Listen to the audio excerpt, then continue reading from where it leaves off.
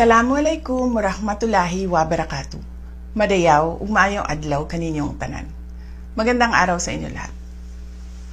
Ang impeachment complaint na inendorso ng akbayan ay isang papel na walang kalakip na kahit anong ebidensyang magpapatunay sa mga paratang na isinasaad dito.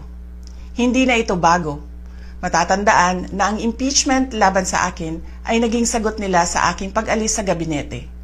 Isang hakbang na isinagawa dahil hindi na maipaliwanag ng Pangulo ang patuloy na pagkalugmok ng bayan sa kahirapan dulot ng kanyang kapabayaan at bisyo.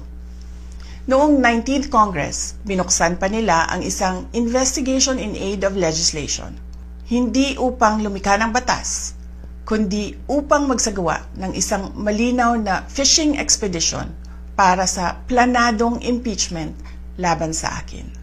Paulit-ulit nilang ibinandera ang isyung Mary Grace Piatos bilang umano'y bahid ng katiwalian, kahit na sa kabila ng lahat ng investigasyon ay wala silang naipakitang kahit isang direktang paglabag sa paggamit ng confidential funds.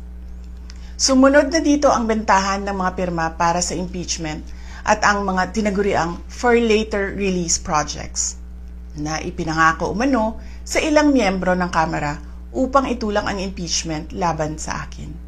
Mga pangyayaring mismong inamin na ng ilang mambabatas sa kanilang mga naging pahayag. Mga kababayan, walang kredibilidad ang akbayan upang mag-endorso o magsumite ng impeachment complaint. Ilang ulit ng hayagang ipinahayag ng kanilang pinuno ang kanyang intensyong tumakbo sa pagkapangulo. Isang malinaw na indikasyon ng pampulitikang motibo sa likod ng kanilang mga hakbang.